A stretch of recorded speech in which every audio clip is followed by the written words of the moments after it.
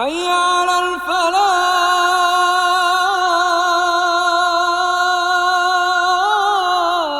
آؤ نیکی کی طرف، آؤ بھلائی کی طرف. سنیے اس رمضان آر جے مہاوش اور ہمارے special guest life coach motivational speaker Aamir Khadim Hussain کو حیا علی الفلاح میں. السلام علیکم لسنرز، آپ سن رہے ہیں FM 107 اور میں ہوں آپ کے ساتھ آپ کی RJ مہاوش خان. شو ہے یہ حیا علی الفلاح اور ہمارے ساتھ موجود ہیں اسٹوڈیوز میں روزانہ کی طرح آج بھی عامر خادم حسین صاحب. ان کو کہتے ہیں ویلکم. السلام علیکم. وعلیکم السلام ورحمۃ اللہ وبرکاتہ. جی، کیا حال چال ہیں آپ کے؟ ٹھیک ٹھاک ہیں الحمدللہ.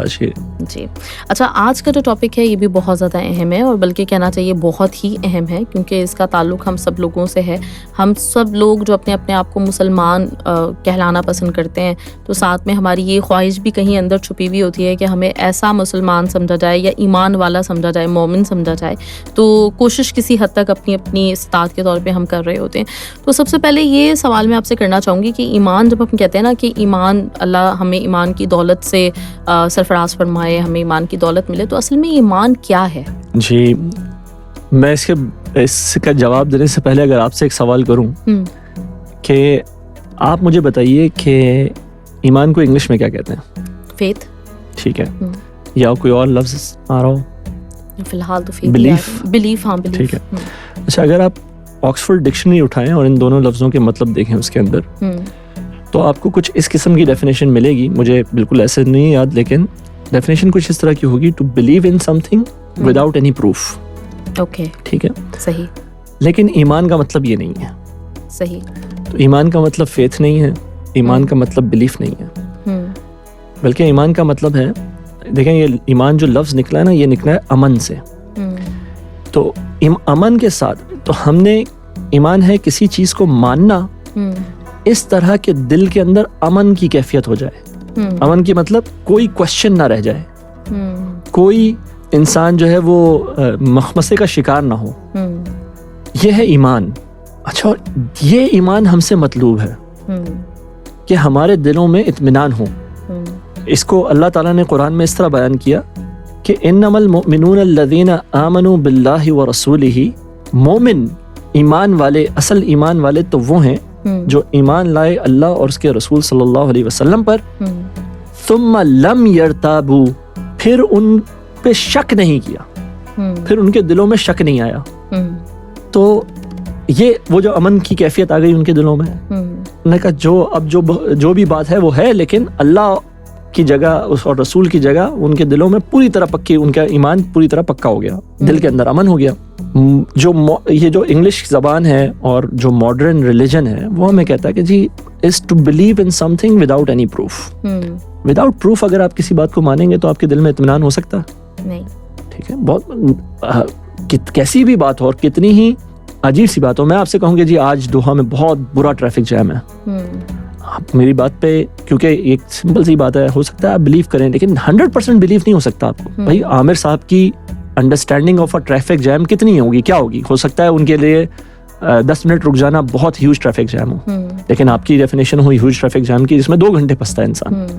تو آپ میری بات پہ 100% مطمئن نہیں ہو سکتی، الا یہ سوائے اس کے کہ میں آپ کو، ہو سکتا ہے کہ موبائل پہ ایک ویڈیو دکھا دوں جس کے اندر آپ کو 5 کلومیٹر لمبی جو ہے وہ گاڑیاں پھنسی ہوئی نظر آئیں.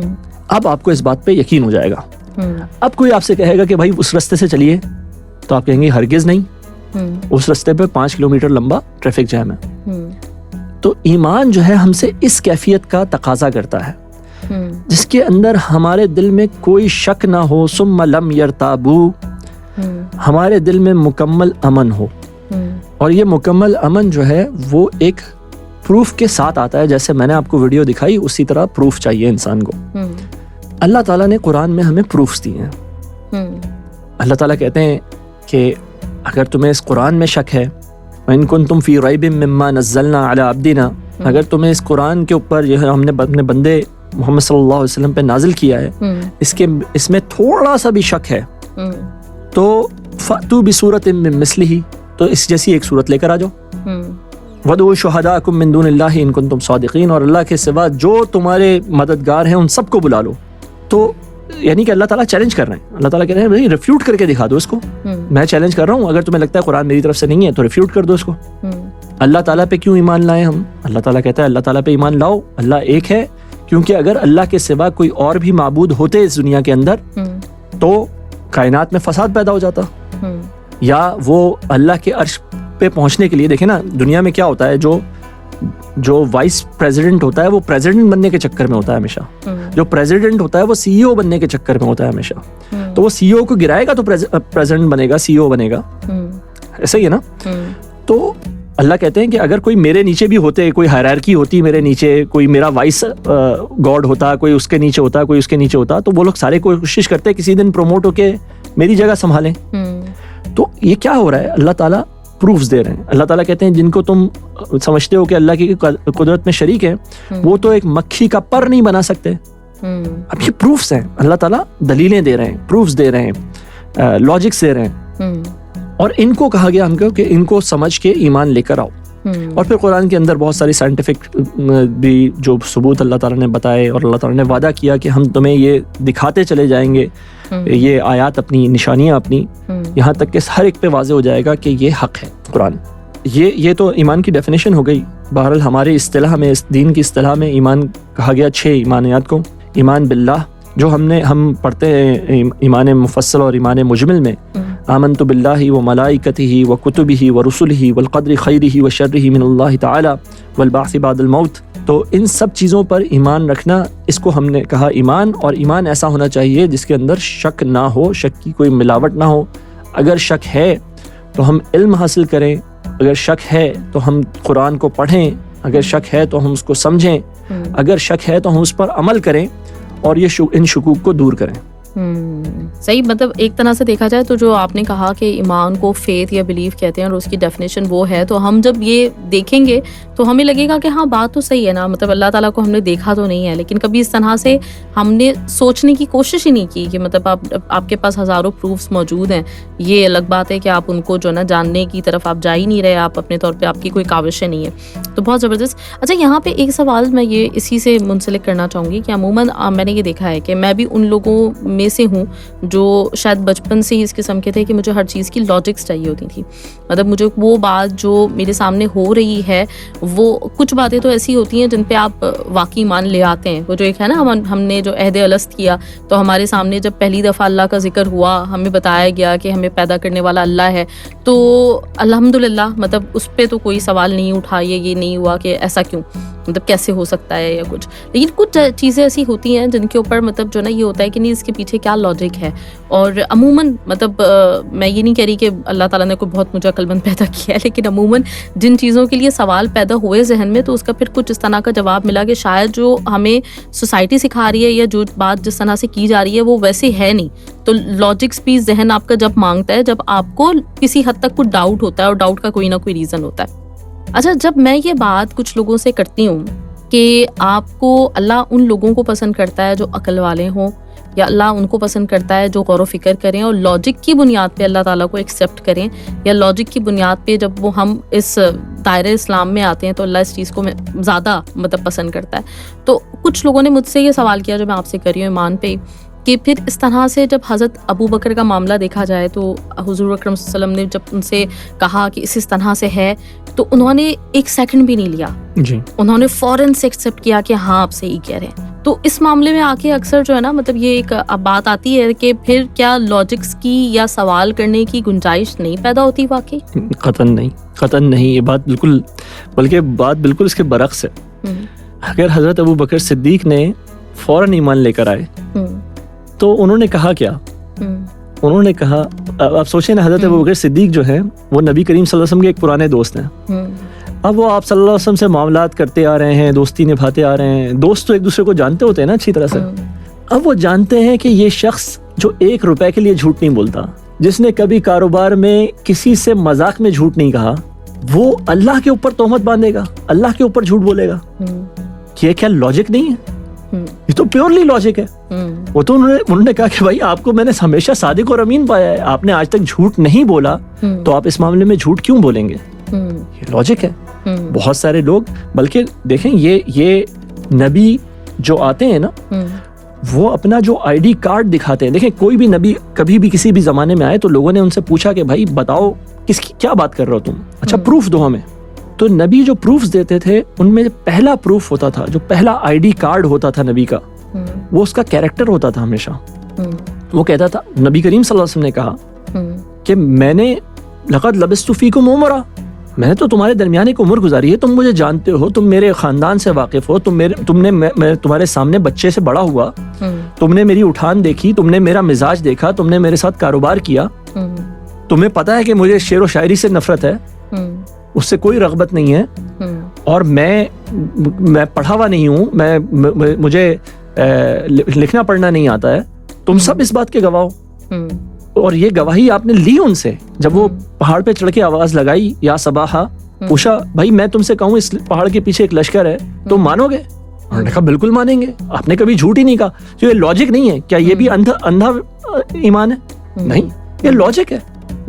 تو بات کی لاجک کو سمجھنا, اللہ تعالیٰ نے کبھی اس بات سے منع نہیں فرمایا. اللہ تعالیٰ نے لاجیکل, ہمارا ذہن اللہ تعالیٰ نے لاجیکل بنائے. اور ہاں بہرحال سوال برائے سوال اس سے منع فرمایا گیا ہے کہ وہ چیزوں کے پیچھے پڑے ہم جن کا کوئی فائدہ نہ ہو, جن کی کوئی پریکٹیکل اپلیکیشن نہ ہو. مثال کے طور پہ ایک ایس ایم ایس آتا ہے میرے پاس یا وہ ایک واٹس ایپ میسج آتا ہے, اس میں لکھا ہوا ہے کیا آپ جانتے ہیں علیین کہاں ہے, کیا آپ جانتے ہیں سجیین کہاں ہے, کیا آپ جانتے ہیں کہ پل صراط کی جو ہے وہ معاملات کیسے کیسے ہوں گے. اچھا جی ٹھیک ہے, اللہ تعالیٰ نے کہا نیک لوگوں کی روحیں علیین میں جائیں گی, برے لوگوں کی روحیں سجین میں جائیں گی. اللہ تعالیٰ نے بتایا کہ پل صراط سے, حدیث میں آتا ہے اس کا جو بھی باتیں. اب میرا اس سے کیا لینا دینا کہ وہ زمین کے نیچے ہے یا آسمان کے اوپر ہے, اور وہ کون سے آسمان کے اوپر ہے. اگر حدیث میں بتا دیا گیا ہمیں تو ایک بہت اچھی بات, لیکن اب کیا ہو رہا ہے, لوگ یہ والی انفارمیشن جمع کر رہے ہیں الگ الگ جگہوں سے. تو اس قسم کا تجسس کہ بھائی اچھا آخر جنت میں اللہ نے کہہ دیا وہ پھل وہ کھائیں گے, اس کا مزہ انار جیسا ہوگا, اس کا مزہ انگور جیسا ہوگا, اس کا مزہ کھجور جیسا ہوگا, تو اس کا مزہ دودھ جیسا ہوگا. لیکن اصل بات تو یہ کہ ان میں سے کچھ بھی نہیں ہوگا. وہ اللہ کہہ رہے ہیں جیسا ہوگا, وہ تمہارے جو لمیٹڈ ذہن ہے تمہارا, اس کے حساب سے ہمیں کچھ سمجھانے کے لیے اللہ تعالیٰ نے ایک تشبیہ دے دی, ایک محل کی تشبیہ دے دی, ایک نہر کی تشبیہ دے دی. جنت ان سے بہت اوپر ہے. اللہ کے نبی صلی اللہ علیہ وسلم نے فرمایا کہ جنت جو اللہ تعالیٰ نے بنائی ہے اس کو کسی آنکھ نے دیکھا نہیں, کسی ذہن نے اس کا خیال تک نہیں سوچا. تو ہمیں تو اللہ تعالیٰ بار بار بتا رہے ہیں قرآن میں کہ جنت ایسی ایسی ہے, لیکن اللہ کے نبی فرما رہے ہیں کسی دل پر اس کا خیال تک وارد نہیں ہوا. اس کا مطلب ہے وہ ٹوٹلی ڈفرینٹ ہوگی. اب ہم اس کی ٹوہ میں پڑ جائیں کہ وہ کیسی ہوگی. تو یہ اس قسم کی نالج ہماری پریکٹیکل لائف کے لیے کوئی امپورٹنٹ نہیں ہے. ہاں لیکن آپ دین کو سمجھنے کے لیے جتنی لاجکس آپ کو چاہیے وہ آپ لاجکس پوچھیے اور آپ کو جواب ملیں گے انشاءاللہ. چلیں جی, تو یہاں پہ ایک بریک لیتے ہیں لسٹرز, اور بریک کے بعد پھر واپس آتے ہیں. تو میرا سوال اب کہ یہ ہوگا کہ ایمان کا تقاضا کیا ہے, تو یہ ہم عامر صاحب سے معلوم کرتے ہیں انشاءاللہ تعالیٰ. آپ لوگ بریک کے بعد واپس آئیے, ہم تھوڑی دیر میں آپ کو یہی ملتے ہیں. آپ سن رہے ہیں حیا علی الفلاح with RJ Mehwish, only on FM 107 دل سے دیسی. جی لسنرز, ویلکم بیک. آپ سن رہے ہیں FM 107, اور سوال میرا آپ سے عامر صاحب یہ ہے کہ ایمان کی ہم بات کریں تو ایمان کا کیا تقاضا ہے بنیادی؟ دیکھیں تو بہت بڑا سوال ہے, لیکن مطلب اگر اس کا ایک جہت میں ایک ڈائمنشن میں آنسر کیا جائے تو ایمان کا تقاضا یہ ہے کہ آخرت کو دنیا پہ ترجیح دے دی جائے. کیونکہ اصل ایمان جو ہے وہ ایمان بالآخرہ ہے, یعنی کہ ہم اللہ پر ایمان رکھتے ہیں. ہم کہتے ہیں کہ اللہ نے اس دنیا کو بنایا, اس دنیا کو اللہ تعالیٰ نے عارضی بنایا, اور اس دنیا میں ہمارے اعمال جو ہیں وہ اللہ نے ریکارڈ کیے, اور جس کی بنیاد کے اوپر ہمیں آخرت میں سزا یا جزا ملے گی. اللہ تعالیٰ ہمیں جنتوں میں جانے والا بنائے. تو ایمان کا تقاضا یہ ہے کہ دنیا جو ہمارے سامنے ہے بالکل ہمیں فزیکل نظر آ رہی ہے, ہم اس کو چھوتے ہیں, ہم اس سے فائدہ اٹھاتے ہیں, اس کے مقابلے میں ہم آخرت جس کو نہ ہم دیکھ سکتے ہیں ابھی, نہ اس کو ہم چھو سکتے ہیں, نہ محسوس کر سکتے ہیں, ہم اس کو ترجیح دے دیں. اچھا لیکن اس کا مطلب کیا ہے, اور آخرت پہ ہم ترجیح دیں گے کیسے دنیا کو, آخرت کو ہم مانیں گے کیسے؟ لیکن آخرت کا جو ڈیمانڈ ہے نا وہ تو ہمارے اپنے اندر سے آتی ہے. ہم دنیا میں دیکھتے ہیں کہ ہونا کیا چاہیے کہ جو برا کرتا ہے اس کے ساتھ برا ہونا چاہیے, اچھا کرتا ہے اس کے ساتھ اچھا ہونا چاہیے. ہماری تمام زبانوں کے اندر اس طرح کے محاورے، اس طرح کی مثالیں ملتی ہیں کہ جیسا بوؤ گے ویسا کاٹو گے. لیکن ہم دنیا میں دیکھتے ہیں کہ پریکٹیکلی کیا ہوتا ہے کہ جیسا ہم بوتے ہیں ویسا نہیں کاٹ پاتے. جو اچھے لوگ ہوتے ہیں ان کو نقصانات ہوتے ہیں دنیا میں، جو برے لوگ ہوتے ہیں وہ منصبوں پہ بیٹھے ہوئے ہوتے ہیں. تو اب دل کے اندر یہ جو ظالم لوگ ہوتے ہیں وہ لوگوں کو پیس دیتے ہیں، رول دیتے ہیں، اور ان کے جو محنتوں کو ان کے ثمر خود کھا لیتے ہیں، ظلم کرتے ہیں ان کے اوپر. لاکھوں کو قتل کرنے والے، ابھی یہ جو ہمارے آج کے دور میں ہم دیکھ رہے ہیں اتنا بڑا قتل عام فلسطینی مسلمانوں کا جو ہو رہا ہے، تو ہمیں تو نظر آتا ہے وہ تو پھر ری الیکٹ ہو جائیں گے اس قسم کے لوگ. تو دنیا میں یہ اصول ہمیں اپلائی ہوتا ہوا نظر نہیں آتا. اندر سے ہماری آواز یہ آ رہی ہے کہ اچھائی کا بدلہ اچھائی اور برائی کا بدلہ برائی ہونا چاہیے. لیکن جب ایسا نہیں ہوتا تو ہمارے اپنے اندر سے آواز آتی ہے کہ ایسا ہونا لازمند ہے. کوئی ایک ایسا دن آنا چاہیے جس کے اندر بروں کو برائی کا بدلہ ملے، اچھوں کو ان کی اچھائی کی جزا ملے. اور وہ دن بھی ایسا ہو کہ جیسے اگر انہوں نے 20,000 انسانوں کو قتل کیا جس انسان نے، تو اس کو آپ دنیا میں آپ اس کے ساتھ زیادہ سے زیادہ کیا کر سکتے ہیں؟ آپ اس کو ایک دفعہ پھانسی دے دیں گے. بالکل. نہ تو وہ اس اذیت سے گزرا جس سے ایک بچہ جس کو اس نے قتل کیا تھا وہ گزرا، نہ اس ماں کی اذیت سے گزرا جس کا بچہ قتل کیا گیا، نہ ان 20,000 لوگوں کی تکلیف سے گزرا جو. لیکن ایک دن ایسا ہونا چاہیے جہاں ان 20,000 لوگوں کا بدلہ سامنے نظر آئے، جہاں ہر بچہ ہر بچی آ کے جب آئے اس سے پوچھا جائے بھی ای ذنب قتلت، تمہیں کس جرم میں قتل کیا گیا تھا بتاؤ ذرا، اور وہ اس بندے کو آ کے جواب دینا پڑے، اس کی سزا بھگتنی پڑے. تو یہ ہمارے اپنے اندر سے یہ ڈیمانڈ آ رہی ہے کہ یہ ہونا چاہیے، لازماً ہونا چاہیے. تو ایمان کا تقاضا یہ ہے کہ ہم آخرت کو ترجیح دے دیں دنیا کی زندگی کے اوپر. ہم دیکھ لیں کہ دنیا کی زندگی ٹیمپرری ہے. ہم اپنے مشاہدے سے دیکھ لیں. جب ہم اگلی کلاس میں پروموٹ ہوتے ہیں تو پچھلی کلاس ہمیں آسان بھی لگتی ہے، بے وقوف پانا بھی لگتی ہے. جب ہم بچپن سے بڑے ہو جاتے ہیں تو ہمیں اپنے بچپن کی خواہشات بے وقوفانہ لگنے لگتی ہیں. کس طرح ایک گڑیا کے اوپر روتے رہے پہروں، کس طرح ایک کھلونے کے لیے جو ہے وہ زمین آسمان ایک کر دیا.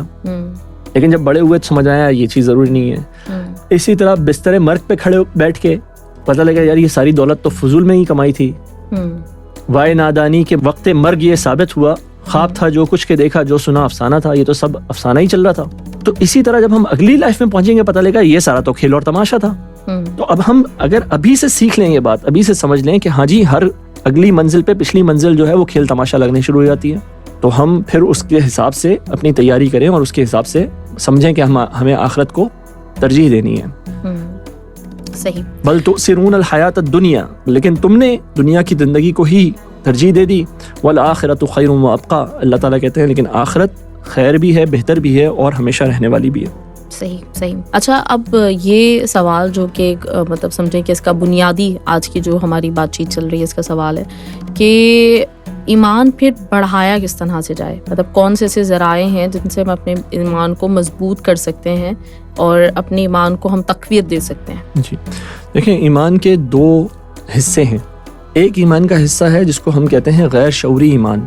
غیر شعوری ایمان جو ہے وہ ہے ہمارے اندر، ہمارے سب کانشیس کے اندر، غیر لاشعور کے اندر جو ایمان ہمارے رہتا ہے وہ ہر باہر کے جو بھی واقعات ہوتے ہیں ان سے اثر انداز ہوتا ہے. آپ نے خود دیکھا ہوگا کہ کبھی آپ نے فجر کی نماز پڑھی، صبح فجر کی نماز سے بھی تھوڑی دیر پہلے اٹھ گئے، تہجد کی نماز پڑھی، فجر پڑھی، پیچھے سے چڑیوں کے چہچہانے کی آواز آ رہی ہے، آپ کے سامنے وہ خوبصورت سا فجر کا منظر طلوع ہو رہا ہے، تو دل کے اندر ایک اور ہی کیفیت آ جاتی ہے. بندہ انسان کہتا ہے اس کے دل اللہ کی طرف جھک جاتا ہے.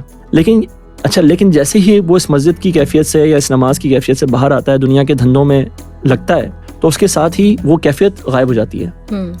کیونکہ یہ کیفیت تھی غیر شعوری کیفیت. یہ باہر کے جو ایکسٹرنل انوائرمنٹل فیکٹرز تھے ان سے اثر انداز ہو رہی ہوتی ہے. اسی طرح آپ دیکھیں کہ کسی اللہ والے کے ساتھ بیٹھیے، کسی نیک آدمی کے ساتھ بیٹھیں تو ہمارے دل کے اندر بھی نیکی کا جذبہ بھی بڑھتا ہے اور ہمیں ایک مزہ آتا ہے ان کے ساتھ بیٹھ کے. یہ بھی ایکسٹرنل چیز کے تحت ہو رہا ہے، ایکسٹرنل فیکٹر کے تحت ہو رہا ہے. اچھا، تو جتنی بھی ہماری عبادات ہیں وہ بھی اسی کے اندر آتی ہیں کہ ہم نماز پڑھتے ہیں بہت اچھی طرح، ہمارے دل کے اندر ایک اطمینان کی کیفیت آتی ہے. ہم روزہ رکھتے ہیں، ہمارے دل کے اندر اطمینان ہوتا ہے. یہ ہے غیر شعوری ایمان کا حصہ جو ہر عبادت، ہر اچھے عمل کے نتیجے میں ہمیں ملتا ہے. تو غیر شعوری ایمان کو بڑھانے کا طریقہ یہ ہے کہ ہم اپنی عبادتوں کو اچھا کریں، بہتر کریں، خوبصورت بنائیں. اس کے مقابلے میں ایک دوسرا ایمان ہے جو کہ شعوری ایمان ہے. اچھا مقابلہ میں نے غلط لفظ کہہ دیا، اصل میں ایمان جو ہے وہ ان دونوں کا سم ہے، ان دونوں کو ایڈ کر کے بنتا ہے، غیر شعوری ایمان اور پھر شعوری ایمان. شعوری ایمان وہ ہے جس کو جو عقل و فکر، علم، تدبر، تفکر کے نتیجے میں پیدا ہوتا ہے. جب انسان اللہ تعالیٰ کو اس کی صفات کے ساتھ مانتا ہے، اس کی معرفت حاصل کرتا ہے، اس کے بارے میں سمجھتا ہے، اللہ تعالیٰ نے جو دلائل ہمیں دیے ہیں ان کو مانتا ہے، ان کو پہلے سمجھتا ہے پھر ان پہ ایمان لاتا ہے، تو یہ ہے شعوری ایمان. اس کا نتیجہ کیا ہوتا ہے؟ اچھا یہ ایمان شاید اتنا خوبصورت نہیں ہے کیونکہ یہ ایمان جو ہے اس میں محنت لگتی ہے، اس کے اندر انسان کو بیٹھ کے اپنے دماغ کو لگانا پڑتا ہے، عرق ریزی کرنی پڑتی ہے. لیکن یہ ایمان بنسبت غیر شعوری ایمان کے پرماننٹ ہوتا ہے. یعنی کہ ایک دفعہ آپ نے اللہ کی ذات پہ ایمان لائے اور اس کو دلیل پہ کھڑا کیا تو اب چاہے موسم اچھا ہے یا برا ہے، آپ اسی طرح اس ایمان کو رکھتے ہیں. جبکہ وہ جو پچھلا تھا اگر اس میں موسم خراب ہو جاتا ہے تو اس سے بھی آپ کی طبیعت پہ ایک افیکٹ آتا ہے. تو ہمارا کام کیا ہے کہ ہم ان دونوں ایمانوں کو بڑھاتے جائیں کہ ہمارا اصل جو ایمان ہے وہ بڑھتا جائے. صحیح. تو غیر شعوری طور کے ایمان کو بڑھانے کے لیے عبادات کیجئے، اللہ کا ذکر کیجئے، اللہ کو یاد کیجئے، نیک لوگوں کے ساتھ بیٹھیے. اور شعوری ایمان کو اختیار کرنے کے لیے علم حاصل کیجئے، تفکر کیجئے، تدبر کیجئے، عقل کو جو ہے وہ کام میں لے کر آئیے، دین کی تعلیم حاصل کیجئے. اور ان دونوں سے جو نتیجہ نکلے گا وہ یہ ہوگا کہ ہمارا ایمان خوبصورت بھی ہوگا، اس کے اندر ایک خوبصورتی، اللہ کی ایک حلاوت بھی ہوگی جو غیر شعوری ایمان کا حصہ ہے، اور اس کے اندر ایک مضبوطی اور پختگی بھی ہوگی جو کہ شعوری ایمان کا حصہ ہے. صحیح. اچھا اسی جیسے بھی آپ نے کہا تفکر کریں یا پھر یہ کہ مطلب جو نا تنہائی، غور و فکر، یہ سب کچھ، تو اس میں ایک جو آج کل ایک ٹرم یوز کی جاتی ہے میڈیٹیشن، جس کو مطلب مختلف ریلیجن یہ کہتے ہیں کہ ایک طرح سے اگر آپ نے اپنے اندر اطمینان فیل کرنا ہے، سکون کی کیفیت لے کر آنی ہے تو اس میں میڈیٹیشن جو ہے وہ بہت زیادہ امپورٹنس رکھتی ہے. تو اسلام میں اس طرح کا کوئی تصور ہے؟ اور دوسرا یہ کہ جیسے نبوت سے پہلے حضور اکرم صلی اللہ علیہ وسلم غار حرا جایا کرتے تھے، اس وقت وہ نبی بھی نہیں تھے اور اس طرح کے اسلام کے کچھ اصول بھی نہیں مطلب آئے تھے، تو یہ والا معاملہ کس طرح سے اس کو دیکھا جائے؟ جی دیکھیں، جس طرح ایک صالح غذا جو ہوتی ہے، ایک اچھی غذا جو ہوتی ہے، وہ بہرحال انسان کو فائدہ دیتی ہے. تو انسان کے لیے اللہ تعالیٰ نے جو چیزیں بنائی ہیں، جو احکامات دیے ہیں، اس کے اندر انسان کی، جیسے میں نے پچھلے پروگرام میں آپ سے کہا تھا کہ کچھ بینیفٹس ہمیں سامنے سے سمجھ میں آ جاتے ہیں، کچھ ہمارے اللہ تعالیٰ کے اس حکم کی حکمتیں ہمیں سمجھ میں نہیں بھی آتی ہیں لیکن ہمیں ان سے فائدہ ہوتا ہے. اچھا میڈیٹیشن کیا ہے، یا مائنڈ فلنس بھی کہتے ہیں اس کو ایک طرح سے. تو یہ کیا ہے؟ یہ ہے دھیان کرنا. اینشنٹ پریکٹسز ہیں یہ، نبی کریم صلی اللہ علیہ وسلم نے بھی کی اور ان سے پہلے بھی لوگوں نے کی. دھیان کرنا، سوچنا، سمجھنا، اپنے اندر اترنا، چیزوں کو سوچ سمجھ کے برتنا. تو یہ ہمیشہ سے عقل اور سمجھ رکھنے والے لوگ، غور و فکر کرنے والے لوگ ہمیشہ سے کرتے آئے ہیں. اچھا لیکن ان کی جو ہے اب جو سائنسز جس طرح ڈیولپ ہو رہی ہیں تو ان میں کچھ ایلیمنٹس کہیں اور کے، مطلب کچھ مذہبوں کے بھی ایلیمنٹس ایڈ ہو گئے ہیں. ورنہ تفکر کرنا، تدبر کرنا اور ذکر کرنا، یہ قرآن نے بھی یہ فارمولہ ہمیں سمجھایا ہے. اللہ تعالیٰ فرماتے ہیں کہ ان فی خلق السماوات والارض واختلاف اللیل والنہار لآیات لأولی الالباب. آسمان اور زمین کی تخلیق میں، رات اور دن کے آنے جانے میں عقل والوں کے لیے نشانیاں ہیں. یہ عقل والے کون ہیں؟ الذین یذکرون اللہ، یہ وہ لوگ جو اللہ کا ذکر کرتے ہیں، قیاما وقعودا وعلی جنوبہم، کھڑے ہوئے بھی، بیٹھے ہوئے بھی، لیٹے ہوئے بھی. الذین یذکرون اللہ قیاما وقعودا وعلی جنوبہم ویتفکرون فی خلق السماوات والارض، اور وہ تفکر کرتے ہیں آسمان اور زمین کی تخلیق میں. اچھا تو تفکر اور تذکر، یذکرون اللہ اور تفکر اللہ کی آیات میں، اللہ تعالیٰ کی نشانیوں میں، تو یہ آپ سمجھ لیں کہ میڈیٹیشن ہے انسان. اچھا لیکن بہرحال میڈیٹیشن جو ہے وہ اس کے اندر بہت ساری شاخیں بھی آ جاتی ہیں، اور ان میں سے کچھ جگہوں پہ بہرحال کچھ خطرہ بھی اس لحاظ سے ہے کہ ان کے اندر کچھ شرک کی آمیزش بھی رکھی جاتی ہے، وہ اپنے اپنے مذاہب کے حساب سے. جیسے ہندوازم کے اندر میڈیٹیشن بہت بڑی چیز ہے، اس کے اندر اس کو کہا جاتا ہے گیان دھیان. ٹھیک ہے، اچھا لیکن الفاظ وہی ہیں، گیان علم، دھیان تفکر. وہاں پہ اس کو کیا اللہ تعالیٰ نے کہا آسمان اور زمین کی پیدائش میں غور و فکر علم اور یتذکرون اور تفکر. تو الفاظ وہی ہیں گیان دھیان، اور وہاں پہ بھی تذکر اور تفکر، علم اور تفکر. تو یہ چیزیں سیم ہیں بہرحال، لیکن ہمیں اس لحاظ سے محتاط رہنا چاہیے کہ ہم پریکٹسز وہ کریں جو اسلام کے ساتھ ہماری الائن ہوں، اس کے ساتھ چلنے والی ہوں. بہرحال اللہ کی تخلیق ہے، اللہ تعالیٰ نے یہ کائنات بنائی ہے، اس کے اندر بھی ہمیں غور و فکر کرنا ہے اور اس کے اندر بھی ہمیں سوچ بچار کرنی ہے، اور اپنے لیے بھی اور دنیا کے لیے بھی اس کے اندر سے سولوشنز نکالنے ہیں. دیکھیں جو ہم نے پہلے بات کہی، ایک میں اس کے متعلق ایک پوائنٹ میرے ذہن میں ابھی آیا کہ میں نے یہ تو کہہ دیا آپ کو کہ آخرت کو ترجیح دینی ہے، لیکن اس کا مطلب کہیں پہ ہم لوگ غلطی سے یہ بھی لے لیتے ہیں کہ پھر دنیا کی کوئی حیثیت نہیں ہے. حالانکہ دنیا کی حیثیت ہے، کیونکہ یہ زندگی جو ہے یہ واحد زندگی ہے جو ہمیں ملی ہوئی ہے آخرت کی زندگی کمانے کے لیے. نبی کریم صلی اللہ علیہ وسلم نے فرمایا الدنیا مزرعۃ الآخرہ، یہی دنیا تو آخرت کی کھیتی ہے. تو ہمیں عمل تو اسی دنیا میں کرنے پڑیں گے آخرت کمانے کے لیے. تو بہت سے لوگ تو کہتے ہیں جی بس ہم آخرت میں ہی دیکھ لیں گے سب کچھ. تو آخرت جو ہے وہ کوئی دارالعمل نہیں ہے، وہ وہاں پہ کچھ عمل کر نہیں سکتے آپ، وہ صرف اور صرف دارالجزا ہے. ہاں یہ دنیا دارالعمل ہے، اس کے اندر عمل کرنے ہیں ہمیں. تو اچھا اس عمل کے اندر ہمیں نمازیں بھی پڑھنی ہیں، روزے بھی رکھنے ہیں، حج بھی کرنے ہیں، زکاتیں بھی دینی ہیں، لیکن اس دنیا کو بھی تسخیر کرنا ہے. اس دنیا کے ایلیمنٹس، اس دنیا کی یہ جو سائنٹیفک ڈسکوریز ہیں، یہ بھی ہمارے اللہ کی بنائی ہوئی ہیں. تو ہمیں ان کو بھی سمجھنا ہے، ان کو بھی استعمال کرنا ہے. بہت زبردست. اچھا اب لاسٹ ہم کویشچن کی طرف آئیں گے، لیکن اس سے پہلے ہم ایک بریک لیتے ہیں. بریک کے بعد واپس آتے ہیں. لسنرز آپ سنتے ہیں FM 107. ہم بات کریں کہ ایمان کا ہم نے آپ کو بتایا کہ کیا فلسفہ ہے، کیا تقاضا ہے، ساتھ میں ایک ایمان کس طرح سے بڑھایا جا سکتا ہے. اب کی جو میں سوال کروں گی عامر صاحب سے وہ یہ ہے کہ یہ جو خود احتسابی کا عمل ہوتا ہے، مطلب اپنی ایک تو اصلاح کرنے کا بھی اور اپنے جو اعمال ہیں ان کے اوپر نظر رکھنے کا، کیا یہ بھی ایمان بڑھانے کا ایک سبب بن سکتا ہے؟ تو اس پہ آ کے ہم بات کرتے ہیں انشاءاللہ تعالیٰ. آپ ہمارے ساتھ ہی رہیے. آپ سن رہے ہیں حیا علی الفلاح with RJ Mehwish, only on FM 107 دل سے دیسی. جو لسٹرز ویلکم بیک، شو ہے یہ حیا علی الفلاح. عامر صاحب ہمارے ساتھ موجود ہیں اسٹوڈیوز میں. تو میں نے سوال یہ کیا ہے کہ سر یہ خود احتسابی جو ہے، تو اپنے جو بھی اعمال، کیونکہ ہمیں یہ کہا بھی جاتا ہے کہ رات کو سوتے وقت مطلب بندے کو یہ سوچ لینا چاہیے کہ اس نے پورے دن میں کیا کیا کیا، اور اس سے اگر کچھ مطلب گناہ سرزد ہو گئے ہوں، کچھ ایسی باتیں ہو گئی ہوں تو ان کے اوپر نظر بھی ڈالنی چاہیے. تو کیا یہ بھی ایمان کو بڑھانے کا ایک کوئی بن سکتا ہے ریزن؟ جی، یہ بلکہ کہنا چاہیے کہ ایمان کو بڑھانے کا ایک بہت ہی زیادہ مؤثر طریقہ یہی ہے کہ انسان اپنا احتساب کرے. کیونکہ دیکھیں ہم اللہ کے حقوق تو کبھی بھی ادا نہیں کر سکتے. جو ہم میں سے نیک ترین آدمی ہے وہ بھی اللہ کا حق پورا نہیں ادا کرتا. تو اور ہم جیسے تو پھر کسی گنتی میں ہی نہیں ہے. تو اصل چیز کیا ہے؟ آپ صلی اللہ علیہ وسلم نے بھی فرمایا انما الاعمال بالنیات، اعمال کا دار و مدار نیتوں پر ہے. تو اب دیکھیں ہم کوئی بھی نیکی کرنے جاتے ہیں تو ٹھیک ہے، ہم نیکی چاہے بڑے اچھے دل سے کرنے جا رہے ہوں، ہم نے جو ہے وہ اپنے والیٹ سے پیسے نکالے کسی غریب کو دینے کے لیے، لیکن اسی وقت کہیں نہ کہیں ہمارے دماغ میں یہ بھی آتا ہے کہ جو ہمارے ارد گرد ہیں وہ چاہے وہ ہمیں جانتے ہیں یا نہ جانتے ہیں، وہ دیکھ تو لیں، ان کو کسی کو تو پتہ لگ جائے کہ میں نے بھی یہ نیکی کی ہے. تو جیسے اچھا یہ خیال آ گیا، لیکن آپ کی نیت جو ہے وہ اچھے کی تھی پہلے، اب لیکن اب یہ خیال بھی آ گیا ساتھ میں، یا یہ شخص جس کی میں مدد کر رہا ہوں یہ میرا احسان مند تو ہو جائے، میرا احسان تو مان لے.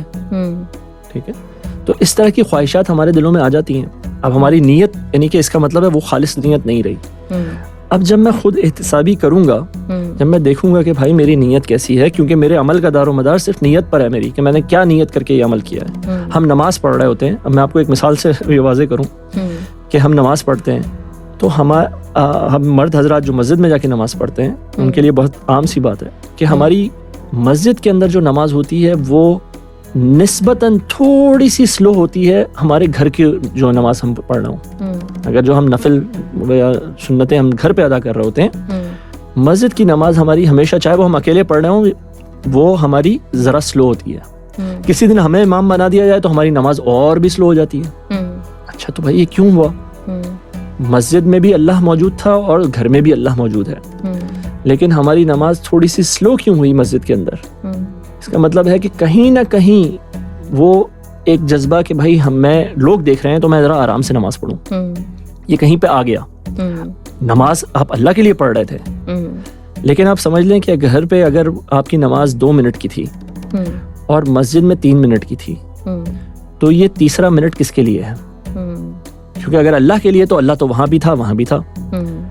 تو اب میں اس بات کو صرف اس وقت پکڑ سکتا ہوں جب میں خود احتسابی کر رہا ہوں, جب میں اپنے اندر مسلسل جھانک رہا ہوں کہ عامر کیا کر رہے ہو, یہ جو تم کر رہے ہو وہ کس لیے کر رہے ہو, کیا ہماری نیتیں خالص ہیں کہ نہیں ہیں, جو بھی میں نیکی کر رہا ہوں.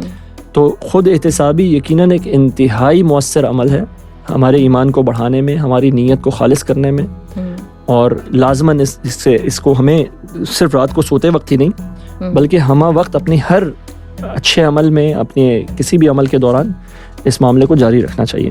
صحیح. تو یہ آج کا ہمارا شو جو کہ ہم نے کیا ہے کہ ایمان کس طرح سے, مطلب اس ایمان کے معاملے کو دیکھا جائے, اور بہت ہی اچھی طرح سے, بہت ہی مؤثر طریقے سے عامر صاحب ہمیں ہمارے سوالات کے جواب دے رہے ہیں.